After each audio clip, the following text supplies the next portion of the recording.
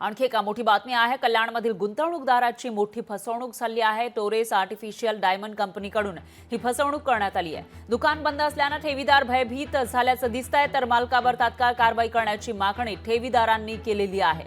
कल्याणमध्ये गुंतवणूकदारांची फसवणूक करण्यात आलेली आहे। इन्व्हेस्टमेंट करायला त्यांना लावलं, मात्र त्यांची फसवणूक केल्याचं दिसतंय। तर टोरेस आर्टिफिशियल डायमंड कंपनीकडून ही फसवणूक करण्यात आली आहे। दुकान बंद असल्याने ठेवीदार भयभीत झालेत आणि मालकावर तात्काळ कारवाई करण्याची ठेवीदारांची मागणी आहे।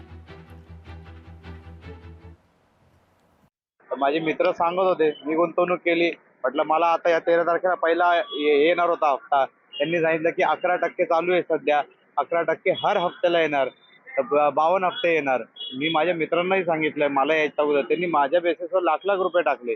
आणि आता इथे येतंय, आज ऐकायला आलं की दुकान बंद आहे, उघडलंच नाही, पळून गेले। आणि चला हे बंद आहे, जेवढे यांचे ब्रांचेस आहे सगळे बंद झाले, मग कसं काय ब्रांचेस बंद झाले? तर आता मनाला धाकटी वाटते की पळून गेले की काय। स्वतःचे 5 लाख रुपये मी इन्व्हेस्ट केले याच्यामध्ये, या 11 याच्यामध्ये।